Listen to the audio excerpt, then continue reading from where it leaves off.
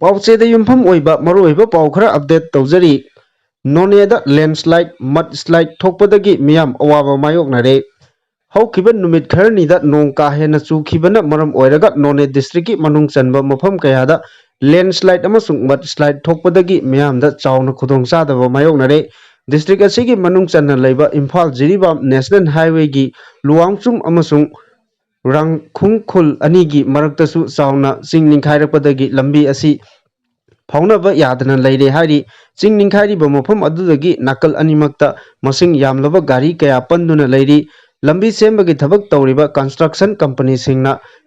ꯑꯦꯛꯁꯀꯥꯚꯦꯇꯔ ꯁꯤꯖꯤꯟꯅꯗꯨꯅ ꯂꯝꯕꯤ ꯑꯁꯤ ꯁꯦꯡꯗꯣꯛꯇꯨꯅ ꯃꯍꯧꯁꯥꯒꯨꯝꯅ ꯐꯥꯎꯅꯕ ꯌꯥꯅꯕ ꯑꯀꯟꯕ ꯃꯑꯣꯡꯗ ꯍꯣꯠꯅꯔꯤ꯫ ꯃꯁꯤꯒꯤ ꯃꯊꯛꯇ ꯅꯣꯅꯦ ꯗꯤꯁꯇ꯭ꯔꯤꯛꯀꯤ ꯃꯅꯨꯡ ꯆꯟꯅ ꯆꯦꯜꯂꯤꯕ ꯇꯨꯔꯦꯜꯁꯤꯡꯒꯤ ꯏꯃꯥꯏ ꯈꯨꯗꯣꯡꯊꯤꯅꯤꯡꯉꯥꯏ ꯑꯣꯏꯕ ꯆꯥꯡꯗꯒꯤ ꯍꯦꯟꯒꯠꯅ ꯆꯦꯜꯂꯦ ꯍꯥꯏꯔꯤ꯫ ꯃꯈꯥ ꯇꯥꯔꯛꯄ ꯄꯥꯎꯗ ꯖꯦꯅꯔꯦꯜ ꯑꯣꯄꯦꯟꯗ꯭ꯔ ꯗꯤꯕꯦꯗꯤꯅ ꯃꯔꯨꯑꯣꯏꯕ ꯁꯦꯀ꯭ꯌꯨꯔꯤꯇꯤ ꯑꯦꯖꯦꯟꯁꯤꯁꯤꯡꯒ ꯋꯥꯔꯤ ꯁꯥꯅꯈ꯭ꯔꯦ꯫ ꯅꯨꯃꯤꯠ ꯅꯤꯅꯤꯒꯤ ꯈꯣꯡꯆꯠꯇ ꯃꯅꯤꯄꯨꯔꯗ ꯂꯥꯛꯂꯝꯕ ꯂꯩꯕꯥꯛ ꯑꯁꯤꯒꯤ chief of army staff general Upendra ꯗꯤꯕꯦꯗꯤꯅ ꯂꯝꯗꯝ ꯑꯁꯤꯒꯤ ꯃꯔꯨꯑꯣꯏꯕ ꯁꯦꯀ꯭ꯌꯨꯔꯤꯇꯤ ꯑꯦꯖꯦꯟꯁꯤꯁꯤꯡꯒ ꯉꯁꯤ ꯎꯅꯗꯨꯅ ꯋꯥꯔꯤ ꯁꯥꯈ꯭ꯔꯦ꯫ ꯏꯔꯥꯡ ꯑꯁꯤꯗ ꯁꯦꯀ꯭ꯌꯨꯔꯤꯇꯤ ꯑꯦꯖꯦꯟꯁꯤꯁꯤꯡꯅ ꯂꯧꯈꯠꯂꯝꯂꯤꯕ ꯆꯦꯛꯁꯤꯟ ꯊꯧꯔꯥꯡꯒꯤ ꯃꯇꯥꯡꯗ ꯊꯥꯒꯠꯄ ꯐꯣꯡꯗꯣꯛꯈ꯭ꯔꯦ꯫ ꯖꯦꯅꯔꯦꯜ ꯑꯁꯤꯅ ꯃꯅꯤꯄꯨꯔꯒꯤ ꯆꯤꯐ ꯃꯤꯅꯤꯁꯇꯔ ꯑꯦꯟ ꯕꯤꯔꯦꯟꯒꯁꯨ ꯉꯔꯥꯡ ꯎꯅꯗꯨꯅ ꯋꯥꯔꯤ ꯁꯥꯅꯈꯤꯕ ꯂꯩꯈ꯭ꯔꯕꯅꯤ꯫ ꯖꯦꯅꯔꯦꯜ ꯑꯁꯤꯅ ꯂꯝꯗꯝ ꯑꯁꯤꯗ ꯏꯟꯗꯤꯌꯟ ꯑꯥꯔꯃꯤꯅ ꯁꯦꯀ꯭ꯌꯣꯔ ꯑꯣꯏꯕ ꯃꯐꯝ ꯑꯃ ꯑꯣꯏꯍꯟꯒꯅꯤ ꯍꯥꯏꯅꯁꯨ ꯍꯥꯏꯔꯝꯈꯤ꯫ ꯖꯦꯅꯔꯦꯜ ꯑꯁꯤꯒꯤ ꯈꯣꯡꯆꯠ ꯑꯗꯨꯒꯤ ꯁꯔꯨꯛ ꯑꯃ ꯑꯣꯏꯅ ꯃꯍꯥꯛꯅ ꯇꯣꯉꯥꯟ ꯇꯣꯉꯥꯟꯕ ꯇ꯭ꯔꯨꯞꯁꯤꯡꯒ ꯎꯅꯗꯨꯅ ꯃꯈꯣꯏꯅ ꯂꯧꯔꯤꯕ ꯊꯧꯗꯥꯡꯁꯤꯡ ꯑꯗꯨꯒꯤ ꯃꯇꯥꯡꯗ ꯊꯥꯒꯠꯄ ꯐꯣꯡꯗꯣꯛꯈꯤ꯫ ꯃꯍꯥꯛꯅ ꯑꯥꯔꯃꯤ ꯚꯦꯇꯔꯥꯟꯁꯤꯡꯒꯁꯨ ꯎꯅꯗꯨꯅ ꯂꯩꯕꯥꯛ ꯑꯁꯤꯒꯤꯗꯃꯛ ꯃꯈꯣꯏꯅ ꯀꯠꯊꯣꯛꯈꯤꯕꯁꯤꯡ ꯑꯗꯨꯕꯨ ꯏꯀꯥꯏ ꯈꯨꯝꯅꯕ ꯎꯠꯈꯤ꯫ ꯆꯤꯐ ꯑꯣꯐ ꯑꯥꯔꯃꯤ ꯁ꯭ꯇꯥꯐꯀꯤ ꯈꯣꯡꯆꯠ ꯑꯗꯨꯗ ꯏꯟꯗꯤꯌꯟ ꯑꯥꯔꯃꯤꯒꯤ eastern army commander lieutenant general R C. Tiwari ꯑꯃꯗꯤ ꯁ꯭ꯄꯥꯏꯌꯔ ꯀꯣꯔꯞꯁꯀꯤ commander lieutenant general Abhijit S. ꯄꯦꯟꯗꯀꯥꯔꯁꯨ ꯁꯔꯨꯛ ꯌꯥꯈꯤ ꯍꯥꯏꯔꯤ꯫ ꯃꯈꯥ ꯇꯥꯔꯛꯄ ꯄꯥꯎꯗ ꯈꯪꯍꯧꯗꯅ ꯇꯨꯔꯦꯜꯒꯤ ꯂꯧꯅꯝꯕꯥꯜ ꯀꯥꯏꯔꯛꯄ ꯌꯥꯕꯅ ꯃꯤꯌꯥꯝꯅ ꯃꯤꯀꯨꯞ ꯅꯥꯍꯨꯝ ꯁꯤꯡꯅ ꯂꯩꯕꯤꯌꯨ꯫ ꯗꯤ.ꯁꯤ. ꯍꯧꯈꯤꯕ ꯅꯨꯃꯤꯠ ꯈꯔꯅꯤ ꯑꯁꯤꯗ ꯊꯧꯕꯥꯜ ꯗꯤꯁꯇ꯭ꯔꯤꯛꯇ ꯅꯣꯡ ꯀꯟꯅ ꯆꯨꯈꯤꯕꯅ ꯃꯔꯝ ꯑꯣꯏꯔꯒ ꯊꯦꯡꯅꯔꯤꯕ ꯏꯆꯥꯎ ꯑꯁꯤꯅ ꯃꯔꯝ ꯑꯣꯏꯔꯒ ꯄꯥꯝꯗꯕ ꯊꯧꯗꯣꯛꯁꯤꯡ ꯊꯣꯛꯇꯅꯕ ꯃꯤꯌꯥꯝꯅ ꯃꯤꯀꯨꯞ ꯅꯥꯍꯨꯝ ꯁꯤꯡꯅ ꯑꯃꯗꯤ ꯌꯥꯔꯤꯕ ꯃꯈꯩ ꯌꯨꯝꯗꯒꯤ ꯃꯄꯥꯟ ꯊꯣꯛꯇꯅ ꯂꯩꯅꯕ ꯊꯧꯕꯥꯜ ꯗꯤꯁꯇ꯭ꯔꯤꯛꯀꯤ ꯗꯤ.ꯁꯤ. ꯁꯨꯚꯥꯁꯅ ꯊꯥꯗꯣꯔꯛꯄ ꯅꯣꯇꯤꯐꯤꯀꯦꯁꯟ ꯑꯃꯅ ꯆꯦꯛꯁꯤꯟ ꯋꯥ ꯊꯝꯂꯛꯂꯤ꯫ ꯅꯣꯇꯤꯐꯤꯀꯦꯁꯟ ꯑꯁꯤꯅ ꯍꯥꯏ ꯃꯇꯝ ꯑꯃ ꯍꯦꯛꯇꯗ ꯈꯪꯍꯧꯗꯅ ꯇꯨꯔꯦꯜꯒꯤ ꯂꯧꯅꯝꯕꯥꯜ ꯀꯥꯏꯔꯛꯄ ꯌꯥꯕꯅ ꯃꯤꯌꯥꯝꯅ ꯃꯤꯀꯨꯞ ꯅꯥꯍꯨꯝ ꯁꯤꯡꯅ ꯂꯩꯕꯤꯌꯨ꯫ ꯅꯣꯡ ꯑꯁꯤ ꯍꯥꯡꯗ꯭ꯔꯤꯕ ꯐꯥꯎꯕ ꯂꯧꯕꯨꯛꯇ ꯊꯕꯛ ꯁꯨꯕ ꯆꯠꯄ ꯂꯦꯞꯄꯤꯌꯨ꯫ ꯆꯍꯤ ꯅꯧꯔꯤꯕ ꯑꯉꯥꯡꯁꯤꯡ ꯑꯃꯗꯤ ꯆꯍꯤ ꯌꯥꯝꯂꯕ ꯑꯍꯜꯁꯤꯡꯅ ꯌꯥꯔꯤꯕ ꯃꯈꯩ ꯌꯨꯝꯗꯒꯤ ꯃꯄꯥꯟ ꯊꯣꯛꯄꯤꯒꯅꯨ꯫ ꯈꯨꯗꯛꯀꯤ ꯑꯣꯏꯅ ꯏꯆꯥꯎ ꯂꯥꯛꯄ ꯌꯥꯕꯒꯤ ꯑꯀꯤꯕ ꯂꯩꯕꯅ ꯃꯤꯌꯥꯝꯅ ꯑꯆꯥ ꯑꯊꯛ ꯍꯤꯗꯥꯛ ꯂꯥꯡꯊꯛꯅꯆꯤꯡꯕ ꯃꯔꯨꯑꯣꯏꯕ ꯄꯣꯠꯂꯝꯁꯤꯡ ꯃꯥꯡꯖꯧꯅꯅ ꯁꯦꯝ ꯁꯥꯗꯨꯅ ꯊꯝꯕꯤꯌꯨ ꯑꯃꯗꯤ ꯁ꯭ꯇꯦꯠ ꯑꯃꯁꯨꯡ ꯁꯦꯟꯇꯔꯅ ꯄꯤꯕ ꯋꯦꯗꯔ ꯐꯣꯔꯀꯥꯁꯠ ꯈꯪꯖꯤꯟꯕꯤꯌꯨ ꯍꯥꯏꯔꯤ꯫ ꯀꯔꯤꯒꯨꯝꯕ ꯏꯆꯥꯎ ꯑꯁꯤꯅ ꯃꯔꯝ ꯑꯣꯏꯔꯒ ꯏꯃꯔꯖꯦꯟꯁꯤ ꯂꯥꯛꯂꯕꯗꯤ ꯊꯧꯕꯥꯜꯒꯤ ꯑꯦꯁ.ꯗꯤ.ꯑꯣ. ꯅꯠꯇ꯭ꯔꯒ ꯂꯤꯂꯣꯡꯒꯤ ꯑꯦꯁ.ꯗꯤ.ꯑꯣ.ꯗ ꯀꯟꯇꯦꯛ ꯇꯧꯕꯤꯌꯨ ꯍꯥꯏꯔꯤ꯫ ꯃꯈꯥ ꯇꯥꯔꯛꯄ ꯑꯇꯣꯞꯄ ꯄꯥꯎꯗ ꯀꯨꯀꯤꯁꯤꯡꯅ ꯃꯩꯇꯩ ꯈꯨꯜꯗ ꯗ꯭ꯔꯣꯟ ꯄꯥꯏꯁꯤꯜꯂꯛꯄ ꯂꯦꯞꯇ꯭ꯔꯤ꯫ ꯁꯦꯀ꯭ꯌꯨꯔꯤꯇꯤꯅ ꯕ꯭ꯂꯦꯡ ꯐꯥꯌꯔ ꯇꯧꯗꯨꯅ ꯇꯥꯟꯊꯣꯛꯈ꯭ꯔꯦ꯫ ꯀꯨꯀꯤ ꯈꯨꯠꯂꯥꯏ ꯄꯥꯏꯕꯁꯤꯡꯅ ꯃꯩꯇꯩ ꯈꯨꯜ ꯀꯌꯥꯗ ꯗ꯭ꯔꯣꯟ ꯄꯥꯏꯁꯤꯜꯂꯛꯄ ꯂꯦꯞꯇ꯭ꯔꯤ꯫ ꯉꯔꯥꯡ ꯅꯨꯃꯤꯗꯥꯡꯁꯨ ꯀꯗꯥꯡꯕꯟ ꯑꯃꯁꯨꯡ ꯀꯧꯇ꯭ꯔꯨꯛꯇ ꯄꯥꯏꯁꯤꯜꯂꯛꯄꯗꯒꯤ ꯁꯦꯀ꯭ꯌꯨꯔꯤꯇꯤ ꯐꯣꯔꯁꯅ ꯕ꯭ꯂꯦꯡ ꯐꯥꯌꯔ ꯇꯧꯗꯨꯅ ꯇꯥꯟꯊꯣꯛꯈ꯭ꯔꯦ ꯍꯥꯏꯔꯤ꯫ ꯊꯧꯗꯣꯛ ꯑꯁꯤꯒꯤ ꯃꯇꯥꯡꯗ ꯄ꯭ꯔꯦꯁꯅ ꯐꯪꯕ ꯄꯥꯎꯒꯤ ꯃꯇꯨꯡ ꯏꯟꯅ ꯉꯔꯥꯡ ꯅꯨꯃꯤꯗꯥꯡ ꯄꯨꯡ 9:45 ꯔꯣꯝ ꯇꯥꯕꯗ ꯀꯗꯥꯡꯕꯟ ꯁꯤꯡꯗꯥ ꯃꯅꯤꯡꯆꯤꯡ ꯔꯣꯝꯗꯒꯤ ꯈꯪꯍꯧꯗꯅ ꯑꯆꯧꯕ ꯗ꯭ꯔꯣꯟ ꯑꯃ ꯀꯗꯥꯡꯕꯟꯗ ꯂꯩꯕ 7 ꯁꯨꯕ ꯑꯦ.ꯑꯥꯔ.ꯒꯤ ꯑꯔꯣꯏꯕ ꯁꯟꯇ꯭ꯔꯤ ꯄꯣꯁꯠ ꯃꯊꯛꯇ ꯀꯣꯏꯄꯥꯏ ꯄꯥꯏꯗꯨꯅ ꯂꯩꯕ ꯊꯦꯡꯅꯈꯤ꯫ ꯗ꯭ꯔꯣꯟ ꯑꯗꯨ ꯀꯅꯥꯅ ꯊꯥꯒꯠꯂꯛꯄꯅꯣ ꯈꯪꯗꯕꯗꯒꯤ ꯑꯁꯥꯝ ꯔꯥꯏꯐꯜꯁꯅ ꯊꯥꯒꯠꯂꯛꯄ꯭ꯔꯥ ꯍꯥꯏꯅ ꯍꯪꯅꯈꯤ꯫ ꯑꯗꯨꯝ ꯑꯣꯏꯅꯃꯛ ꯑꯁꯥꯝ ꯔꯥꯏꯐꯜꯁꯀꯤ ꯃꯥꯏꯀꯩꯗꯒꯤ ꯗ꯭ꯔꯣꯟ ꯊꯥꯒꯠꯈꯤꯕ ꯂꯩꯇꯦ ꯍꯥꯏꯔꯛꯈꯤ꯫ ꯗ꯭ꯔꯣꯟ ꯄꯥꯏꯁꯤꯜꯂꯛꯄ ꯑꯗꯨꯗ ꯁꯦꯀ꯭ꯌꯨꯔꯤꯇꯤ ꯄꯔꯁꯣꯅꯦꯜꯁꯤꯡ ꯑꯗꯨꯅ ꯂꯩꯔꯤꯕ ꯄꯣꯖꯤꯁꯟꯗ ꯑꯀꯥꯏꯕꯄꯤꯔꯛꯄ ꯌꯥꯕ ꯃꯔꯝꯅ 7 ꯁꯨꯕ ꯑꯦ.ꯑꯥꯔ.ꯒꯤ ꯄꯔꯁꯣꯅꯦꯜꯁꯤꯡꯅ ꯅꯣꯡꯃꯩ ꯔꯥꯎꯟꯗ 2-3 ꯅꯣꯡꯊꯛꯇ ꯀꯥꯞꯈꯠꯈꯤ꯫ ꯅꯣꯡꯃꯩ ꯀꯥꯞꯄꯒꯤ ꯃꯈꯣꯜ ꯑꯗꯨ ꯇꯥꯕꯗꯒꯤ ꯗ꯭ꯔꯣꯟ ꯑꯗꯨ ꯀꯗꯥꯡꯕꯟ ꯆꯤꯡꯊꯛ ꯐꯥꯎꯗꯨꯅ ꯀꯧꯇ꯭ꯔꯨꯛ ꯂꯣꯝꯗ ꯑꯃꯨꯛ ꯄꯥꯏꯁꯤꯟꯈꯤ꯫ ꯇꯨꯡꯗ ꯀꯧꯇ꯭ꯔꯨꯛꯇ ꯂꯩꯕ ꯑꯥꯏ.ꯑꯥꯔ.ꯕꯤꯅꯆꯤꯡꯕꯁꯤꯡꯁꯨ ꯗ꯭ꯔꯣꯟ ꯄꯥꯏꯁꯤꯜꯂꯛꯄ ꯎꯕꯗꯒꯤ ꯗ꯭ꯔꯣꯟ ꯑꯗꯨ ꯇꯝꯅ ꯅꯣꯡꯃꯩ ꯔꯥꯎꯟꯗ ꯈꯔ ꯀꯥꯞꯄꯗꯒꯤ ꯗ꯭ꯔꯣꯟ ꯑꯗꯨ ꯍꯔꯥꯎꯊꯦꯜ ꯂꯣꯝꯗ ꯄꯥꯏꯁꯤꯟꯈꯤ ꯍꯥꯏꯅ ꯄꯥꯎ ꯑꯁꯤꯅ ꯃꯈꯥ ꯇꯥꯅ ꯍꯥꯏꯔꯤ꯫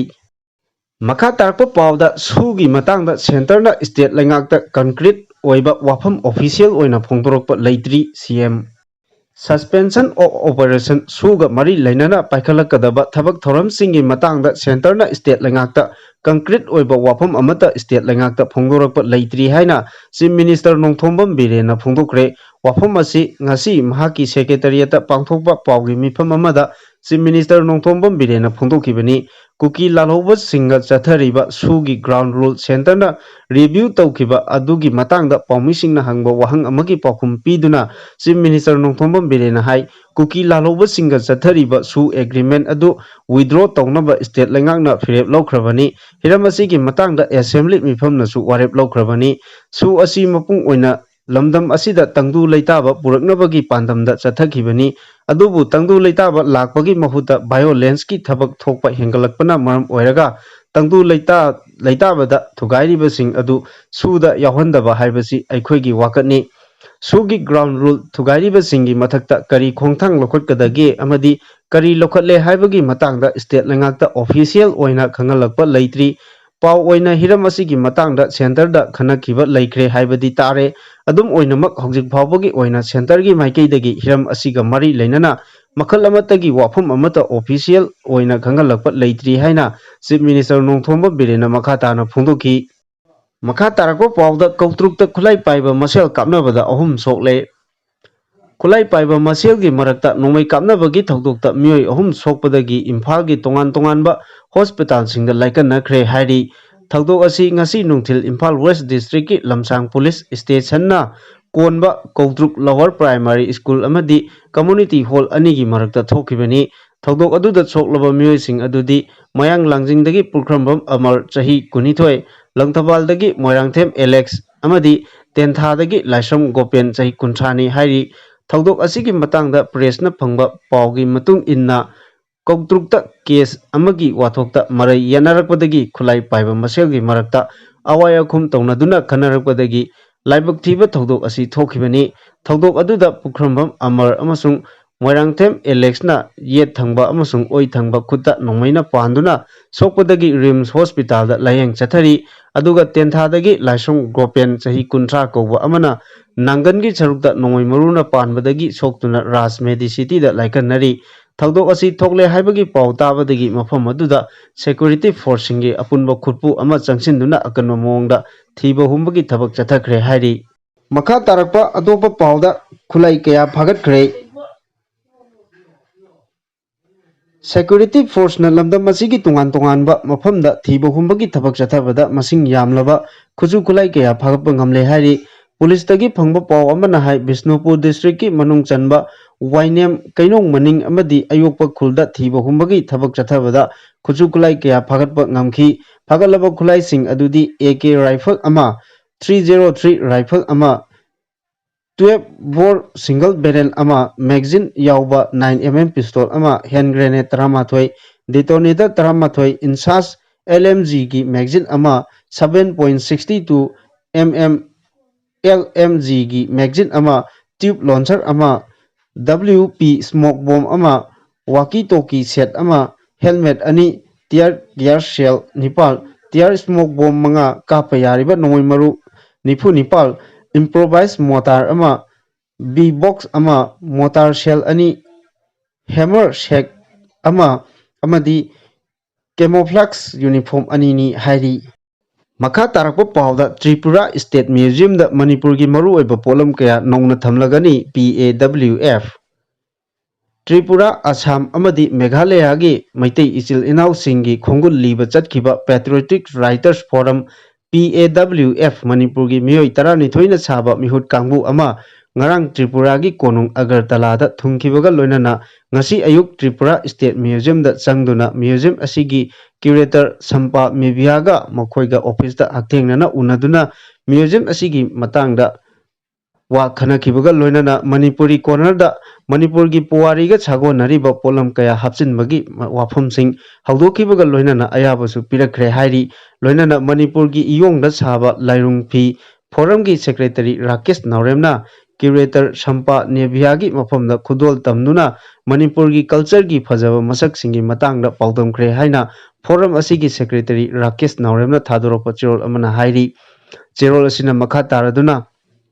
Patriotic Writers Forum Tripura branch ki advisor su oiribi lamyanba sangstan gi secretary Khetimayum Madhabina luchingduna unakiba aduda forum gi president Naurebam Khamba Luwangbam Founder Secretary O.C. Maira, Secretary Rakesh Naurem, Tripura branch ki president Gurumayum Bibla Sharma, social activist Dr. Yangkhom Bhaigachandra, Dr. Kiran Yendrembam amadi Dr. S. Ibungo Chauba Jamuna Lairinjam Chauba Aikhamna Singba Khongloi Sing Kyasu Yauki Hari Ngasigi Unaba adugi hek loibagi matungda curator ga hakthengna museum asida hauzik thamliba Manipuri Singi polam sing adu yengsinki curator na tungi mirolna yenaba lairoidaba polam sing khaktamak thambiu haiba wafam singsu phongdoraki unaba aduga mari leinana Rakesh Nauremna phongdorakibada lakadoriba mathangi chahi lising ani kunmanga gi January thada lamyanba sangstan Tripura gi silver jubilee thoramga mari leinana foramga lamyanba sangstanga khusamnaraga pena laiteng thang khamba thoibigi saktam kang maitei koyet na chingba polam sing thamnaba thorang tawragani masigi matakta museum asida thamba yaba ariba polam sing complexion tawduna computer gi khuthangda Tripura State Museum asida thamduna Manipur gi masak amuka hena taknaba honaragani Rakesh Nauremna makha tana phongdokibada Tripura State Museum asi mamangaida Tripura gi ningthaugi konung oiramlaba matung matam khara Tripura State Assembly oirami kumja lising ani tarahumdoi dagi State Museum ama oina lairaki museum asida Yurembam Dhananjoy Tripurana yekpa takhel ningthau singi taloi ningol Maharani Taruk Rajeshwari Bhanumati Manau Mohini Tulsibati Ratan Manjuri amadi Manau Manjuri gi saktam sing Tripura gi Radha Mandop ki photo Radha Krishna gi saktam Maitei Phanek Lasing Phi amadi Maitei Phuruk gi saktam sing lairi haiki Maka tarakpa pauda Barak Turel da purakpa yungang phagatkhre Manipur Police amasung Assam Rifles ki apunba kangbu amana ngarang August 12 gi nungtil pung 3 rom tabada Barak River Outpost manakta Barak Turel da miyoi amana hi da porakpa yungang bottle Manipur tara taruk phagatpa ngamkhre yungang sing adu purakiba miyoi adu Harinagar Borobitra dagi laiba miyoi ni mahakna yungang adu Assam gi Kasar gi Fuller Thol dagi Barak Turel da hi da puraklaga Jiribam gi Jagurathor Kaithel da yonaba purakpani haiba khangle haina Assam Rifles na thadorpa chirol amana hairi Makha tarakpa pauda RIMS ki director na masagi maral khangna sumthoknaba honadrabadi lupna khak ngakpiroi UPPK lamdam sigi khwaidagi chawba ana layengsam ama oiriba RIMS lukhak komda chingthaduna senja thumja tawduna maranai gi sengau thannaba honabada lucingliba director G Sunil Kumar Sharma amadi mahaki loinabi adhikari mayum guru mayum ongbi manjubala loinana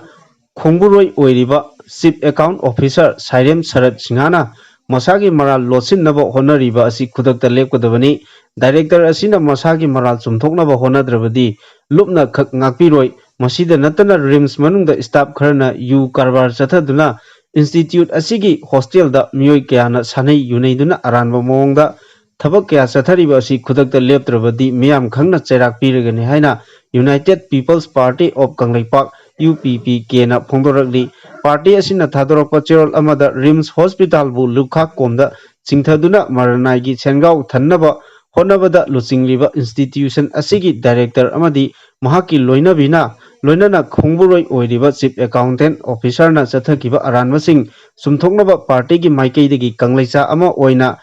yengba yaba miyeng yengduna khangankrabasu ngasi phawba masagi maral lochinduna khanglaroi matagum khumjinnaba honariba asi khudakta lepkadabani All India Medical Ranking da top yankai phawbagi manung chalamba RIMS Hospital na haujikti karigidamak top chama phawbagi manungda chanba ngamdribano haibasigi mayek laraba kudamdi RIMS ki makok thongba singna pukjel sengna amadi masagi mathok masak khangna thabak